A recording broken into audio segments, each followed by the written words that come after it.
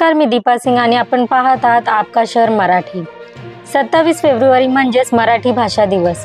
हा दिवस राज्यभर मोठ्या उत्साहात साजरा होत असतानाच मीरा भाईंदर शहरात मात्र एक वाद निर्माण झाला। सालासर किया या 4 चाकी शोरूमने आपल्या जाहिराती पत्रकांसाठी गुजराती भाषेचा वापर केला आणि यावर महाराष्ट्र नवनिर्माण सेनेने मोठा आक्षेप घेतला। यावर मनसेचे विधानसभा अध्यक्ष सचिन वसंत पोपळे, उपशहर अध्यक्ष अभिनंदन चव्हाण, महाराष्ट्र नवनिर्माण विद्यार्थी सेनेचे शहर अध्यक्ष रॉबर्ट डिसोजा, शहर सचिव सूर्या पवार आणि विभाग अध्यक्ष निलेश परमार यांनी थेट शोरूममध्ये जाऊन किया प्रशासनाला स्पष्टीकरण विचारले।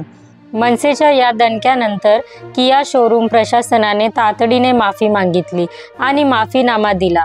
मात्र यानंतर जर अशी चूक पुन्हा झाली तर शोरूम फोडण्यात येईल असा थेट इशारा मनसेने दिला आहे। महाराष्ट्रात व्यवसाय करत असताना स्थानिक भाषेचा सन्मान राखला पाहिजे, हा मनसेचा स्पष्ट इशारा आहे। आता किया शोरूम भविष्यात काय भूमिका घेतं हे पाहणं महत्त्वाचं ठरेल। आपल्या शहरात अशाच महत्त्वाच्या घडामोडींसाठी पाहत राहा आपका शहर मराठी। धन्यवाद।